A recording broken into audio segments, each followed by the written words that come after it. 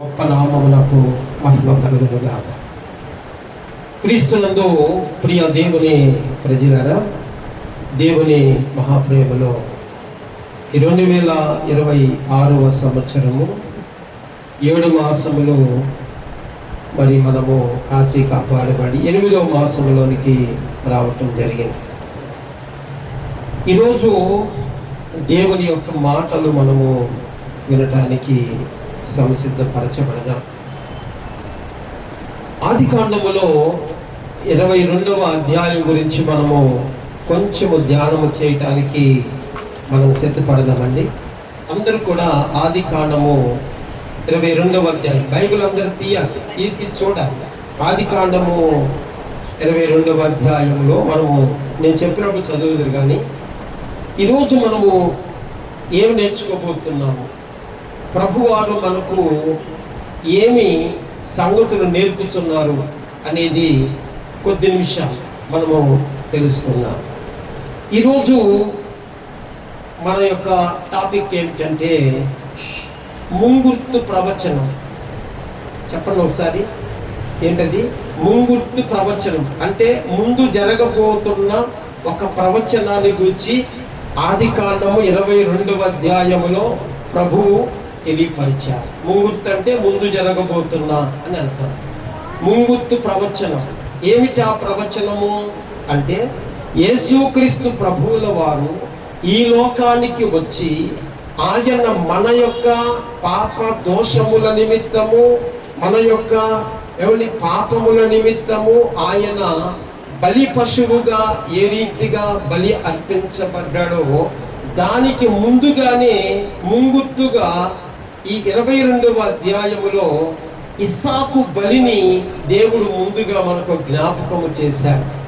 అందుకనే ముంగుర్తు ప్రవచనము అని మనము ఈరోజు దీనిని పెట్టుకోవటం అనేది జరుగుతుంది. దేవుని ప్రజలారా, అబ్రహాము విశ్వాసులకు తండ్రిగాను, అబ్రహాము దేవునికి స్నేహితుడిగాను మనం చూస్తాం బైబిల్లో.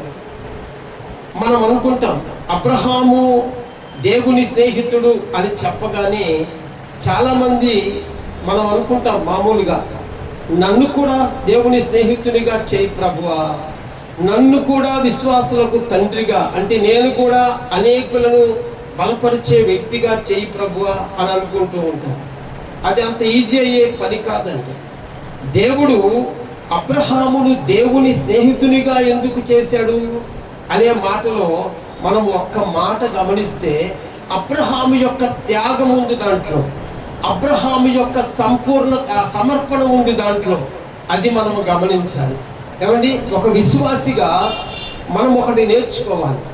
ఏమిటి అంటే అబ్రహాము స్థితిలోనికి మనం వెళ్ళాలని కోరుకోవటంలో తప్పేమి లేదు, కానీ అబ్రహాము చేసిన పని మనం ఎప్పుడైనా చేస్తామా అంటే అది జరగని పని. అబ్రహాముకి ఏమండి పిల్లలు లేరు, అబ్రహాముకి పిల్లలు లేరు, సంతానము లేరు. అబ్రహాముకి 100 సంవత్సరాలు, శారమ్మకు 90 సంవత్సరాలు వచ్చినప్పుడు ఏమండి దేవుడు సంతానమునిచ్చాడు అనే విషయాన్ని దేవుని ప్రజలారా మనము జ్ఞాపకం చేసుకోవాలి. అంటే వృద్ధాప్య సమయంలో అనుకుందాం, లేదా లేకలేకే ఇచ్చారు అనుకుందాం. అలాంటి సమయంలో ఏమండి తనకు ఒక్కగానొక్క కుమారుడు ఇస్సాకు అనబడినటువంటి, దానికి అర్థము నవ్వు అనబడినటువంటి ఒక కుమారుడు పుట్టినప్పుడు, అతడు తండ్రి దగ్గర ప్రేమగా ఉంటున్నప్పుడు, తండ్రితో ఆడుకుంటున్నప్పుడు, తండ్రి సహవాసములో ఉంటున్నప్పుడు ఒక దినమున దేవుడు ప్రత్యక్షమై అబ్రహామును పరీక్షిస్తున్నాడు. అబ్రహామా, అబ్రహామా, నీకు ఒక్కగానొక్క కుమారుడు అనగా నీవు ప్రేమించు కుమారుడు ఇస్సాకుని నా నిమిత్తము బలిస్తావా అని అడిగాడు. ఏమండి, ఈ మాట కనుక ఒకవేళ రాత్రికి ఎప్పుడైనా ప్రభు కనుక దర్శనమిచ్చి నీ కొడుకునిస్తావా అని అడగక్కర్లేదు, అంత పెద్ద మాట అక్కర్లేదు. దేవుని కోసం ఏదైనా 1,00,000 రూపాయలు ఖర్చు పెడతావా అన్నాడు అనుకోండి, సంఘం మానేస్తాం. ఇదేంటి దేవుడు మాకు ఇవ్వాల్సింది పోయి మమ్మల్ని అడుగుతున్నాడు ఏంటి, రివర్స్లో ఉందేంటి ఇది అనుకుంటాం. మరి అబ్రహాము దేవుని స్నేహితుడు ఎలా అనుకుంటున్నారు? కొడుకుని ఆయన బలిగా అర్పించడానికి కూడా వెనుదీయనటువంటి భక్తుడు ఆయన. అందుకని బైబిల్లో కొంతమందే ఉంటారు అలాంటి భక్తులు. వాళ్ళతో మనం పోల్చుకోవటానికి సరిపోదు. ఎందుకంటే మన దగ్గర అంత లేదు కదా, మన దగ్గర ఏదో కొంచెం కొంచెమే ఉంటుంది. అబ్రహాము లాంటి ఆ సమర్పణ మనకు లేదు. కాబట్టి ఈ ముంగుత్తు ప్రవచనాన్ని గురించి మనము తెలుసుకోబోతున్నాం. ఏమిటి ఈ ముంగుత్తు ప్రవచనములో ఏం తెలుసుకోబోతున్నాము అంటే ఒక 5 విషయాలు మనం తెలుసుకోబోతున్నాం. ఏమిటి 5 విషయాలు అంటే, ఇక్కడ చూడండి 22:2లో మనకేం కనిపిస్తుంది అంటే, అప్పుడు ఆయన నీకు ఒక్కడై ఉన్న నీ కుమారుని, అక్కడ ఆగండి, నీకు ఎంతమంది అంటండి, అందరు చెప్పండి ఎంతమంది అంట, ఒక్కడై ఉన్న అంటే అప్పటికి ఇక ఇస్సాకు తప్ప ఎవరు పిల్లలు లేరు. ఇంకా దేవుడు ప్రత్యక్షమై అబ్రహామును అడుగుతున్నాడు ఏమని, నీకు ఒక్కడై ఉన్న నీ కుమారుని, ఒక్కడై ఉన్న నీ కుమారుని. ఈ మాట గుర్తు పెట్టుకోవాలి. ఉండే ఒక్కడు, ఏదో 10 మంది ఉంటే 10 మంది ఉన్నా ఏదైనా దేవుని పనికిస్తాం కానీ దహన బలికి ఇవ్వలేం కదా. కానీ అక్కడ అంటున్నాడు, నీకు ఒక్కడై ఉన్న కుమారుని అనగా నీవు ప్రేమించు ఇస్సాకుని తీసుకొని మోరియా దేశములకు వెళ్ళి అక్కడ నేను నీతో చెప్పబోవు పర్వతము మీద ఒకదాని మీద దహన బలిగా అర్పించు అన్నాడు. ఆ దహన బలిగా ఎవరిని అర్పించమన్నాడు? ఏ గొర్రెపోతునో కోళ్ళనో పావురాన్నో తీసుకొని కాదు, అబ్రహాముకి లేక పుట్టినటువంటి తనకు ఇష్టడైనటువంటి కుమారుణ్ణి దేవుడు ఏం చేశాడంటే దహన బలిగా అర్పించమని చెప్పాడు. దేవుడు ఎప్పుడూ కూడాను ఒకడు గుర్తు పెట్టుకోవాలి మీరు, తనకు మీరు ఇష్టలుగా కావాలి అంటే దేవునికి మనం ఇష్టలుగా కావాలి అంటే, దేవుడు నిన్ను తన సొత్తుగా వాడుకోవాలి అంటే, దేవుడు మిమ్మల్ని అభివృద్ధి చేయాలి అంటే దేవుడు ఏం చేస్తాడు తెలుసండి, ముందు మీకిష్టమైన వాటిని ఆయన అడుగుతాడు. మీకు ఇష్టమైన వాటిని ఆయన అడుగుతాడు. ఆ ఇష్టమైన వాటిని ఒకవేళ మనం ఇవ్వలేకపోయామనుకోండి, ఆయన కూడా మనకి ఏమి ఇవ్వదు. అందుకని బైబిల్లో కొంత మనము ఆధ్యాత్మిక అర్థం తెలుసుకున్నప్పుడు ఎక్కడి దాకైనా మనం వెళ్ళొచ్చు. ఆయనకి ఇష్టమైంది. కొంతమందికి 24 గంటల్లో 18 గంటలు చేతిలో ఫోన్ ఉంటుంది అనుకున్నాం కాసేపు. దేవుడు ఒకవేళ ప్రత్యక్షమై నా కుమారుడు నా కుమార్తె నేనేం అడగను, నీ సెల్ ఫోన్లో నువ్వు ఏమి చూడొద్దు అన్నాడు అనుకోండి, ఏమంటా తెలుసా అండి, నువ్వు లేకపోయినా బ్రతుకుతాను కానీ ప్రభువా ఈ ఫోన్ లేకపోతే నేను అంటే అర్థం ఏంటి? దేవుని కొరకు నువ్వు ఒక ఫోనే మానుకోలేకపోతున్నావు. అబ్రహాము కుమారుని ఇవ్వటానికి సిద్ధపడ్డాడు అని చెప్పటంలో సందేహం లేదు. మొదటి విషయంలో ఏం తెలుసుకుంటున్నాము అంటే, ఒక్కడై ఉన్న కుమారుడు. ఈ మాట గుర్తు పెట్టుకోవాలి. మనం ఈ రోజున ఇస్సాకు బలిని యేసుక్రీస్తు బలితో పోల్చుకుంటున్నాం. ఇక్కడ ఈ 22 అధ్యాయములో ఇస్సాకు బలిని యేసుక్రీస్తు బలితో ఎందుకు పోల్చుకోవటం జరుగుతుంది అంటే, ఇది ముంగుత్తు ప్రవచనము అని చెప్పటములో ఏ మాత్రము కూడా సందేహము లేదు దేవుని ప్రజల. అందుకని అబ్రహాముతో దేవుడు మాట్లాడుతూ నీ కుమారుణ్ణి ఆయన అడగలేదు. ఆయన నీకు ఒక్కగానైన ఒక్క కుమారుణ్ణి అంటాడు. అంటే నీకు ఒక్కడే కుమారుడు ఉన్నాడు, ఆ ఒక్కడే కుమారుడు నాకు కావాలి అంటాడు. దేనికి కావాలి? నా నిమిత్తము దహన బలిగా అర్పించాలి. ఒక మనుషుణ్ణి బలి అర్పించాలన్నాడు దేవుడు. అందుకు అబ్రహాం ఏమన్నాడు తెలుసా? అయ్యా నీవు లేకపోయినా పర్వాలేదు, నా కుమారుని నేను బలి అర్పించను అన్నాడా? అనలేదా? చిత్తము ప్రభువా అన్నాడు. అందుకనే ఆ చిత్తము ప్రభువా అనేటువంటి మాటలో మనమేమి నేర్చుకోవాలంటే, అబ్రహాము దేవుని స్నేహితుడు అని మనము ఏ మాత్రము కూడా సందేహము లేకుండా చెప్పవచ్చు దేవుని. కాబట్టి మనం ఎలాగున్నాం? నేను ఒకరిని అడిగాను ఇటీవల కాలంలో, పాస్టర్ గారు వస్తారమ్మా అనంతపురం నుంచి, 2 రోజులు లాడ్జిలో ఉంటారు, ఆ రెంట్ కడతారా 4,000 రూపాయలు అంటే నా వల్ల కాదని డైరెక్ట్గా చెప్పేశారు. అసలు ఏమి భక్తి చేస్తున్నాం మనం? దేవుని పనికి మనిషినే, తన కొడుకునే బలర్పిస్తున్నటువంటి అబ్రహాములో మనం ఏం నేర్చుకోబోతున్నాం? దేవుని ప్రజల ఒక్కగానైనా ఒక్క కుమారుడు. ఇది యేసుక్రీస్తుకి ఎలాగో కనెక్ట్ అవుతుందో చూద్దాం ఒకసారి. రోమీయులకు రాసిన పత్రిక 8వ అధ్యాయము చూడండి ఒకసారి అందరూ కూడా. రోమా పత్రిక 8వ అధ్యాయము 4వ వచనం ఒకసారి చదువుతామండి. రోమా పత్రిక 8:4లో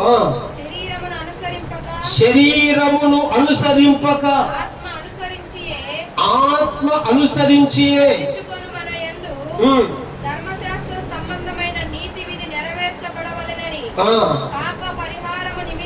పాప పరిహారము నిమిత్తము అమ్మ ఎవరినంటండి?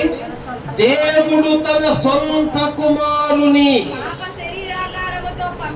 పాప శరీర ఆకారముతో పంపి ఆయన శరీరమందు పాపమునకు శిక్ష విధించెను. ఈ మాట గుర్తు పెట్టుకోవాలి. దేవుడు ఏం చెబుతున్నాడు? తన సొంత కుమారుని. ఈ మాట గుర్తు పెట్టుకోండి. సొంత కుమారుడు అంటే ఏకైక కుమారుడు. ఈ మాట గుర్తు పెట్టుకోవాలి. ఇస్సాకు కూడా ఏకైక కుమారుడే, అబ్రహాముకి సొంత కుమారుడే. అలాగే తండ్రి అయిన దేవునికి కూడా ఈయన ఒక్కడే కుమారుడు, ఏకైక కుమారుడు. ఏమండి? అలాగే సొంత కుమారుడు.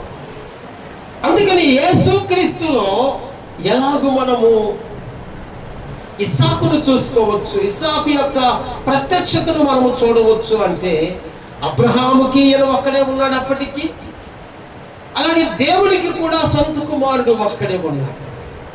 ఈ సొంత కుమారుడు అబ్రహాము సొంత కుమారుణ్ణి దేవుడు బలి అర్పించమని కోరాడు.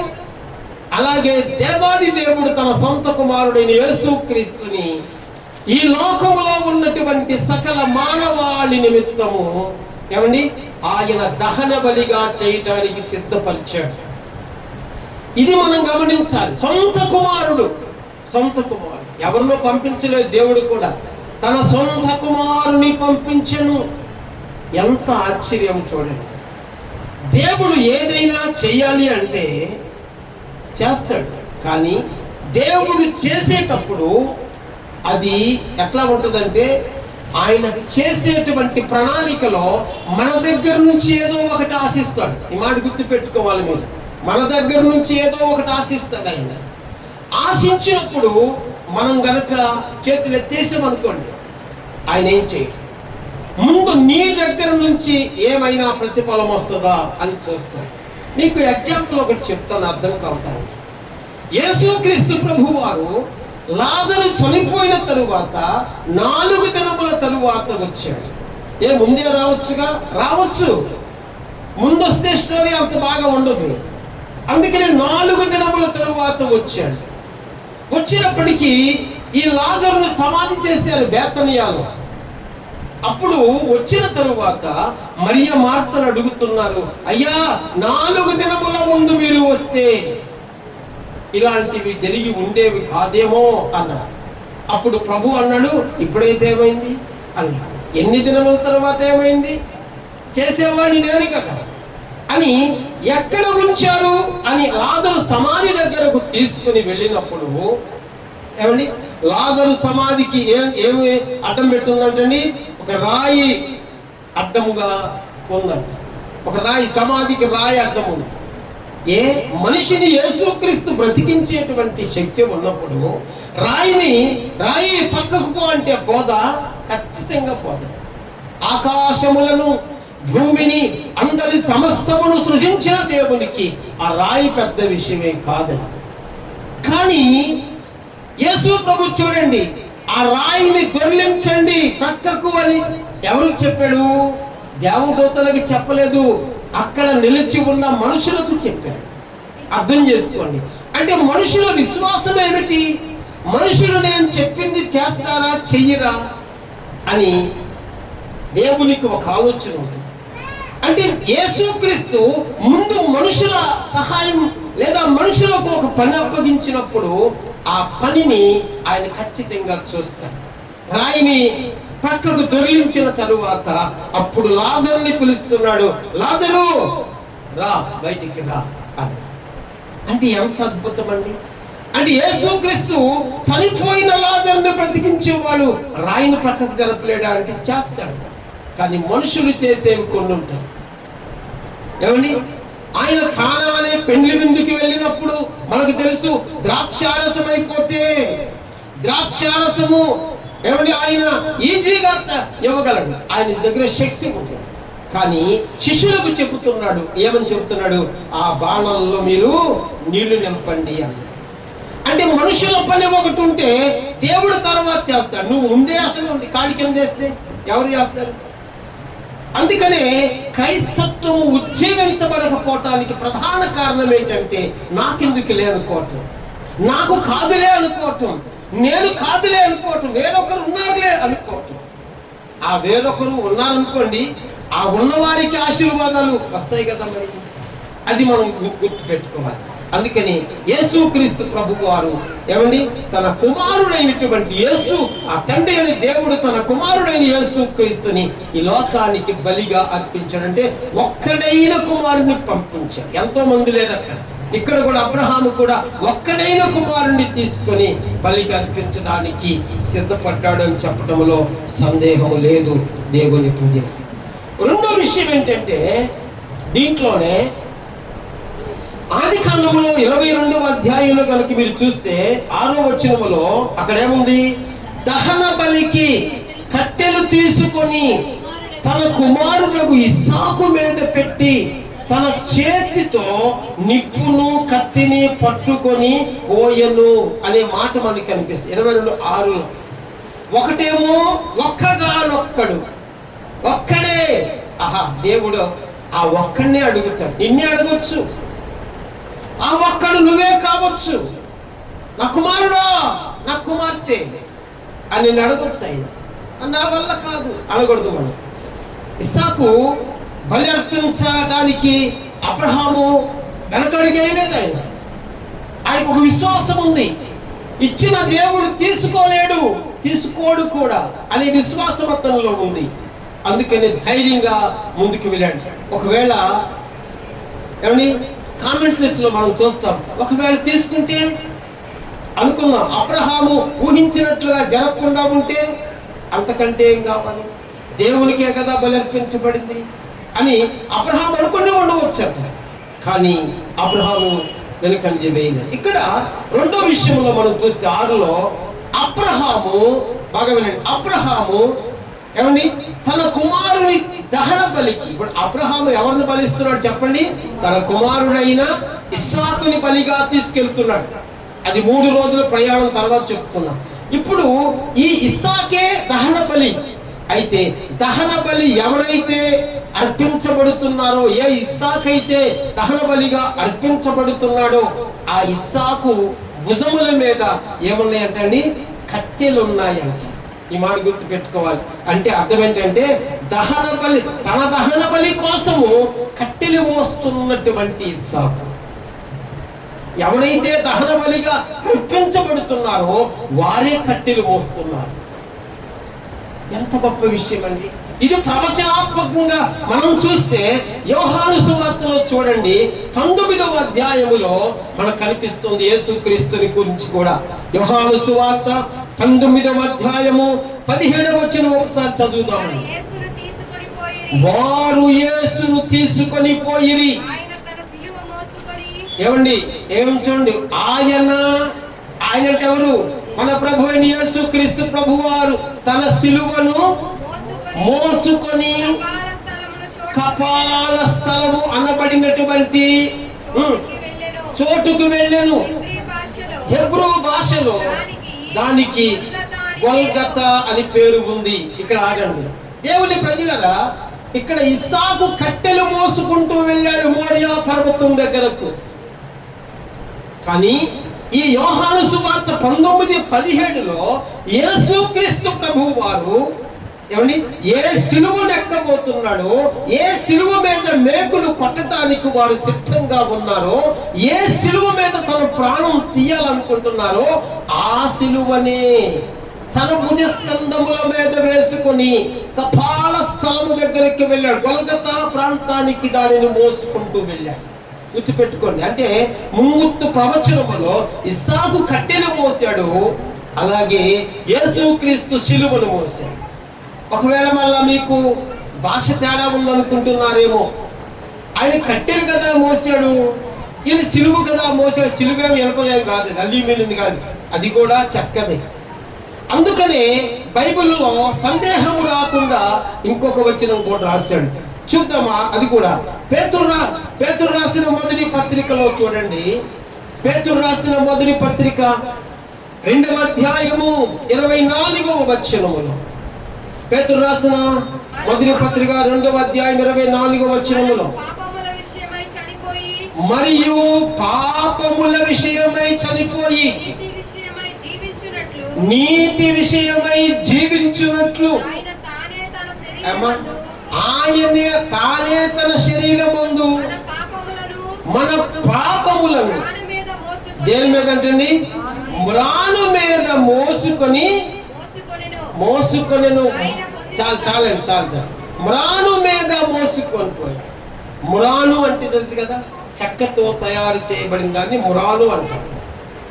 మ్రాను అంటే చెక్క, శిలువ అంటే చెక్క. ఇస్సాకు మోసినటువంటి ఏమండి ఆ దహన బలి కట్టెలు కూడా చెట్టు నుంచి వచ్చినవి. అంటే ముంగుర్తుగా మనము ఇస్సాకుని ఎందుకు మనము జ్ఞాపకం చేసుకుంటున్నాము యేసుక్రీస్తు గురించి అంటే, అబ్రహాముకి ఒక్కగానొక కుమారుడు, దేవునికి ఒక్కగానొక కుమారుడు. ఇస్సాకు కూడా తన దహన బలి కొరకు కట్టెలు మోసుకుంటూ వెళ్ళాడు. యేసుక్రీస్తు కూడా తన దహన బలి కొరకే సిలువ మోసుకుంటూ వెళ్ళాడు అని చెప్పటములో ఏ మాత్రము కూడా సందేహము లేదు దేవుని ప్రజలారా. మూడవదిగా మనం గమనిస్తే చూడండి, అదే 22లో మనం చూస్తే 2వ వచనములో ఏమండి అక్కడ ఏమో చూడండి, 22:2 అప్పుడు నీకు ఒక్కడై ఉన్న నీ కుమారుని అనగా నీవు ప్రేమించు ఇస్సాకుని తీసుకొని మోరియా దేశములకు వెళ్ళి అక్కడ నేను నీతో చెప్పబోవు పర్వతములలో ఒకదాని మీద దహన బలిగా అతనిని అర్పించుము అన్నాడు. ఇక్కడ మోరియా పర్వతం గురించి మాట్లాడు. మోరియా దేశములో ఒక పర్వతం అన్నాడు. గుర్తుపెట్టుకోండి, మోరియా దేశములోని ఒక పర్వతం. మన సహజ భాషలో మోరియా పర్వతం అంటాం మనం. అయితే ఇక్కడ విషయం ఏంటంటే, ఆదికాండం 22:2లో ఉన్నటువంటి ఏమండి ఆ మోరియా పర్వతము ఎక్కడుంది అని కనుక మనం జ్ఞాపకము చేసుకుంటే, బైబిల్ చెబుతున్న మాట ఏమిటంటే అది యెరూషలేములో ఉన్నది అని చెబుతుంది. యెరూషలేములో ఉన్నది. దేవుని ప్రజలారా, ఇస్సాకుని ఏమని దహన బలిగా అర్పించినటువంటి ఆ మోరియా అనబడినటువంటి పర్వతము ఎక్కడుంది అంటే అది యెరూషలేములో ఉంది. ఇంకా మనం క్లారిటీగా కావాలి అంటే, అదే మోరియా పర్వతం మీద ఇస్సాకుని దహన బలిగా అర్పించినటువంటి ఆ స్థలము మీద, ఆ కొండ మీద సొలొమోను గారు మొట్టమొదటి మందిరం కట్టాడు. అంటే అర్థం ఏంటంటే అది యెరూషలేములోనే ఉంది అని చెప్పడానికి. అది యెరూషలేములోనే అంటే అర్థం ఏమిటంటే ఇక్కడ ఇస్సాకు బలి యెరూషలేములో, మరి యేసు ప్రభు బలి కూడా అక్కడ ఉంది. బైబిల్ చెప్తుంది చూడండి, మార్కు సువార్త 10వ అధ్యాయము చూడండి ఒకసారి. మార్కు సువార్త 10వ అధ్యాయము 33వ వచనం. మార్కు సువార్త 10వ అధ్యాయము 30. ఇదిగో అమ్మాయి ఎక్కడికి వెళ్తున్నారంటే వాళ్ళు యెరూషలేమునకు వెళ్ళుచున్నాము. మనుష్య కుమారుడు ప్రధాన యాజకులకును అప్పగించబడును. వారు ఆయనకు ఏ శిక్ష? మరణ శిక్ష విధించి ఆయన అన్యజనులకు అప్పగించుదురు. ఈ మాట చూడండి, యేసుక్రీస్తుని మరణ శిక్ష విధించుదురు. అది చూడటానికి మేము ఎక్కడికి వెళ్తున్నామని చెబుతున్నారు వాళ్ళు? యెరూషలేముకి వెళుతున్నాం. చూడండి, అంటే యేసుక్రీస్తు యొక్క బలి కూడా, అర్పణ కూడా యెరూషలేములోనే. ఇస్సాకు యొక్క బలి అర్పణ కూడా యెరూషలేములోనే. అంటే ముంగుర్తు ప్రవచనం అంటే అర్థం ఏమిటి అంటే, ఇస్సాకుని మనం తేలిగ్గా తీసుకోకుండా ఇస్సాకులో నుంచి దేవుడు వరకు ఒక ప్రవచనాన్ని జ్ఞాపకం చేస్తూ ఉన్నాడు. ఇంకా మీకు అర్థం కావటానికి చూడండి, దినవృత్తాంతముల రెండవ గ్రంథములో పేజీ నెంబర్ 361, 3వ అధ్యాయము 1వ వచనం చూడండి. అక్కడ చూడండి, తరువాత సొలొమోను యెరూషలేములో తన తండ్రి అయిన దావీదునకు యెహోవా ప్రత్యక్షమైనప్పుడు, ఏ పర్వతం అంటే మోరియా పర్వతమందు దావీదు సిద్ధపరిచిన స్థలమున, కళ్ళమందు దావీదు ఏర్పరచబడిన స్థలమున యెహోవాకు మందిరము. ఎక్కడంటండి? ఏ పర్వతం మీద? మోరియా పర్వతం. గుర్తుపెట్టుకోవాలి. అంటే అర్థం ఏంటంటే, ఇస్సాకు బలి యెరూషలేములో, యేసుక్రీస్తు బలి కూడా యెరూషలేము. దేవుని ప్రజలుగా ముంగుర్తు ప్రవచనం అంటారు దీన్ని. అంటే ఆది కాండములో లేదా పాత నిబంధనలో క్రీస్తు జాడలు అని కూడా మనం చెప్పవచ్చు. దేవుని ప్రజల 3 చూసాం. ఒకటి, ఒక్కడై ఉన్న కుమారుడు అని. రెండవదిగా మనం చూస్తే దహన బలికి ఎవరు వారే కట్టెలు మోశారు అని. మూడవదిగా ఆ దహన బలి కూడా ఇద్దరిది యెరూషలేములోనే జరిగింది అని మనం ఖచ్చితంగా వాక్య ఆధారముగా చెప్పవచ్చు. నాలుగవదిగా మనం చూస్తే 22:13 చూడండి. ఆది కాండములో అబ్రహాము కన్నులెత్తి చూడగా పొదలో కొమ్ములు తగులుకొని ఉన్న ఒక పొట్టేలు వెనుక తట్టున కనబడెను. ఇక్కడ ఆగండి దేవుని ప్రజలరా, 22:13లో మనం చూస్తున్నాము. ఏం చూస్తున్నామంటే, అక్కడ బలిపీఠం అయితే కట్టాడు అబ్రహాము. బలిపీఠం కట్టిన తరువాత దేవుడు అడిగాడు కదా, నీ కుమారుణ్ణి బలి అర్పించు అన్నాడు కదా. ఇప్పుడు తన కుమారుడైనటువంటి ఇస్సాకుని ఆ బలిపీఠం మీద పరుండబెట్టాడు. ఏమండి? అబ్రహాము గారు. తండ్రి ఏదైతే చేస్తున్నాడో కుమారుడికి తెలియదా? చిన్న పసిబాబేం కాదు ఆయన. ఏమండి? ఇస్సాకుకి తెలుసు. కట్టెలు మోయించుతున్నప్పుడు, కొండెక్కుతున్నప్పుడు ఆయన అడిగాడు కొన్ని సందర్భాలు. అయితే వాటన్నిటిని బట్టి అబ్రహాము ఎంతో వేదన చెందాడు. బలిపీఠం కట్టిన తర్వాత, అయ్యా ఈ బలిపీఠం మీద పడుకో అన్నప్పుడు తెలియదా నన్ను చంపుతాడని తెలుసు. అయితే ఇక్కడ ఇస్సాకులో మనం ఏమి నేర్చుకోవాలంటే, ఇస్సాకు లాంటి భక్తి, ఇస్సాకు లాంటి విశ్వాసి మనకు అవసరం ఈ రోజుల్లో. అందుకని ఇస్సాకుకి టైటిల్ ఏం పెడతారంటే అందరూ కూడాను, దేవుని చిత్తమును నెరవేర్చిన వాడు అని పెడతారు. దేవుడు ఏది చెప్తే అది చేస్తాడు. దేవుడు వద్దంటే అయిపోతాడు. దేవుడు చేయమంటే చేస్తాడు. ఏమండి? అది ఇస్సాకు నేర్చుకున్నటువంటి విశ్వాస భక్తి జీవితాలు. మనం ఏం చేస్తాం? వద్దన్నా చేసేస్తాం. కానీ ఇలా ఇస్సాకు అలా చేయలేదు. అందుకనే మనం చూస్తాము, ఆది కాండం 26లో చూస్తాము. ఇప్పుడేం తీయొద్దు. దేవుడు ఏమండి ఆ ఇస్సాకు చెప్తున్నాడు, నువ్వు తొందరపడి దేశం నుంచి వెళ్ళవద్దు, నేను ఆశీర్వదిస్తాను అన్నాడు. అప్పటికే ఆ దేశపు వారు ఇస్సాకు మీద పగబట్టి ఆయన ఎంతగానో వేధిస్తున్నప్పుడు ఏమండి, ఈ వేదనకి ఎలా తట్టుకోగలుగు, మేము ఈ వేదనలో ఎట్లా ఉండగలము, మేము ఇంకో చోటకి వెళ్ళిపోతాం, లేదా మేము రాము అట్లా. కానీ దేవుడు చెప్పాడు, నువ్వు ఇక్కడే ఉండు అని చెప్పి. దేవుడికి స్తోత్రం చెప్పాడు. అందుకని దేవుని ప్రజల కష్ట సుఖాలు అనేది దేవుని స్వాధీనములోనే ఉంటాయి. అన్ని వెలుగుగానే ఉంటే మనిషి మాట వినడు. అన్ని చీకటిగా ఉంటే మనుషుడు బ్రతకలేడు. కాబట్టి దేవుడు అటు ఇటు మార్చగలడు. దేవుని చేతిలో సమస్తం ఉంది. మనము కృంగిపోకుండా ఉండాలి, బలహీనపరచబడకుండా మన విశ్వాసాన్ని మనం కాపాడుకోవాలని వాక్యాలు స్పష్టంగా తెలియజేస్తుంది. ఈ 4లో మనం ఏమి నేర్చుకోబోతున్నామంటే, ఇస్సాకుని బలిపీఠం మీద పురుండబెట్టినప్పుడు ఇస్సాకుని వధించడానికి అబ్రహాం తండ్రి అయిన అబ్రహాము కత్తి పైకెత్తాడండి. ఇంకా కత్తి పైకెత్తినోడు కిందకి దింపడం ఎంతసేపు చెప్పండి? అట్లా కింద పెట్టగానే ఇస్సాకు తల తెగిపోయింది అనమాట. అంత స్పష్టంగా ఉంది. కత్తి పైకెత్తి ఎప్పుడైతే ఎత్తాడో తండ్రి అయిన దేవుడు అబ్రహామా అని పిలిచాడు. దేవుని స్వరం ఆయనకి బాగా తెలుసు కదా. బాగా ప్రార్థించే వారికి, దేవునిలో ఏమండి అనుసంధానమైన వారికి, దేవునిని వెంబడిస్తున్న వారికి, దేవునితో దేవుని అడుగుజాడల్లో నడుస్తున్న వారికి దేవుని స్వరం గుర్తుపడతారు. అందుకని యోహాను సువార్తలో 10 అన్నాడు, నా గొర్రెలు నా స్వరము వినును అన్నాడు. నువ్వు సాతాన్ని పిలుస్తున్నాడో తెలియదు నీకు, మనుషుడు పిలుస్తున్నాడో నీకు తెలియదు, దేవుడు పిలుస్తున్నాడో నీకు తెలియక ఏమని అన్ని స్వరాలకి తలకాయ ఊపితే గొర్రెల్లాగా బలైపోతుంది.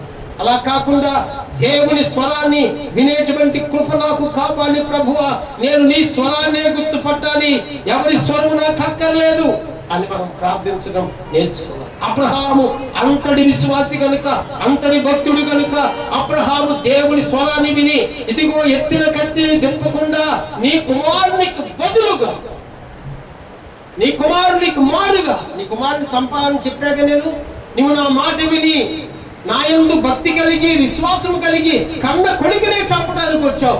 ఆహా, ఎంత గొప్ప భక్తి నీ భక్తి. ఈ రోజు నుంచి నీవు నా స్నేహితుడు, నీకు చెప్పకుండా నేనేమి చేయను అని దేవుడు అతనికి వాగ్దానం ఇచ్చి ఆయన అంటున్నాడు, నీ కొడుకుని అంటే ఎత్తిన కత్తి దింపకుండా వధించకుండా ఇప్పుడు ఉండకూడదు కనుక నీ కొడుకుని ఆ బలిపీఠం మీద నుంచి కిందకి దింపి, అదిగో ఇస్సాకుకు బదులుగా పొదలో చిక్కుకున్నటువంటి ఒక గొర్రె పొట్టేలు ఉంది, దాన్ని తీసుకొచ్చి వధించు అన్నాడు. దేవుని స్తోత్రం చెప్పండి. గొర్రె పొట్టేలు అంటే మగ పొట్టేలుని దేవుడు ఇస్సాకుకు బదులుగా వధించినట్లుగా మనం చూస్తాం. 4వ పాయింట్లో ఇస్సాకుకు బదులుగా గుర్తుపెట్టుకోవాలి. దేవుడు ఇస్సాకుని బలర్పించమని అబ్రహాముని చెప్పాడు, కానీ ఆ వధ దగ్గరికి వచ్చేసరికి మార్చేశాడు. ఇస్సాకుకు బదులుగా ఒక గొర్రె వధించబడింది. అయితే ఈ 4వ పాయింట్లో చూడండి, యోహాను సువార్తలో 1వ అధ్యాయంలో గనక మనం చూస్తే 29వ వచనములో, యోహాను సువార్త 1వ అధ్యాయము 29వ వచనములో యోహాను భక్తుడు అంటున్నాడు, ఇదిగో లోక పాపములను మోసుకొని పోవు దేవుని గొర్రె పిల్ల.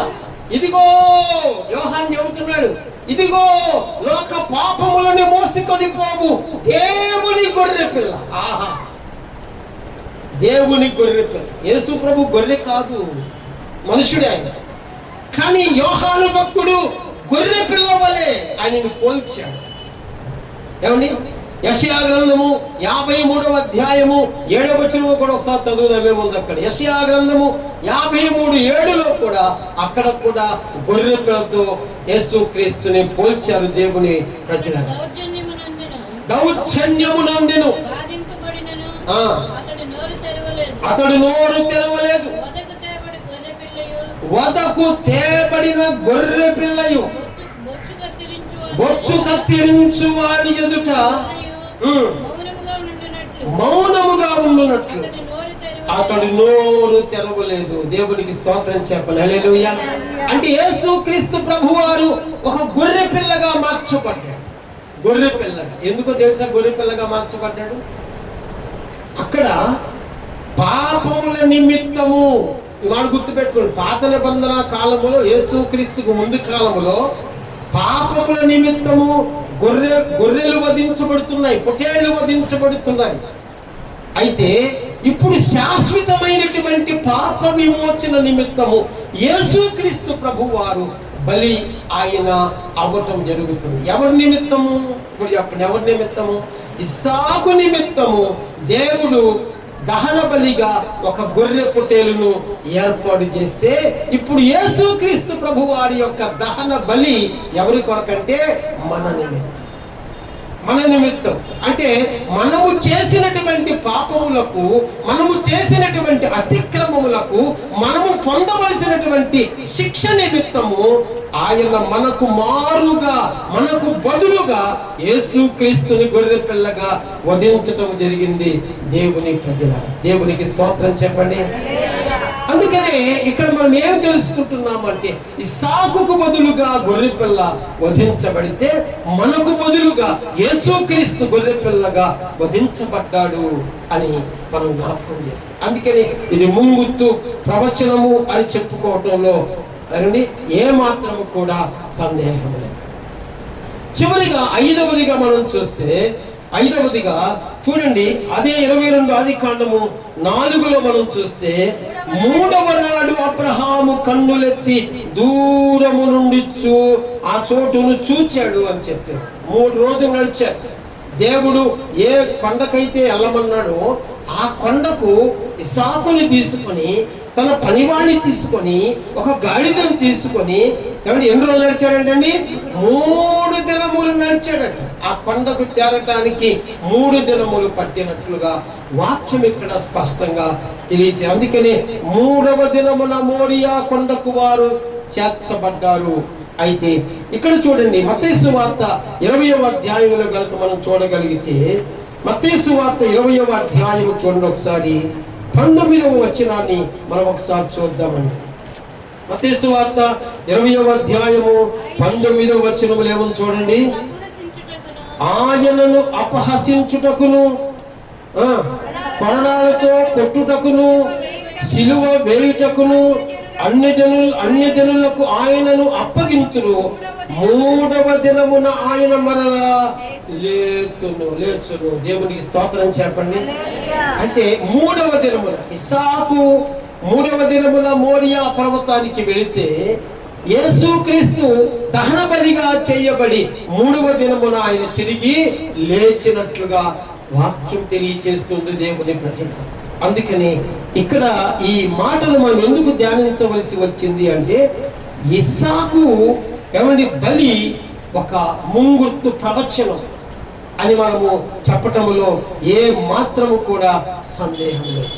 దేవుని ప్రజలారా, ఈ మాటలను మనం గుర్తు పెట్టుకొని, యేసుక్రీస్తు ప్రభువు వారు కొత్త నిబంధనలో బలైతే పాత నిబంధనలోని మనకు ముంగుర్తు ప్రవచనాలు ఒకటే కాదు, చాలా చోట్ల మనకు కనిపిస్తాయి.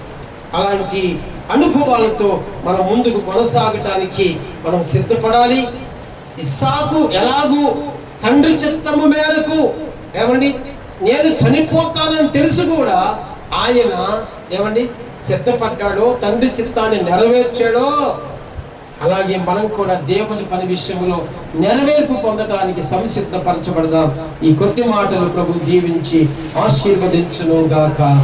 ఆమేన్, ఆమేన్, ఆమేన్.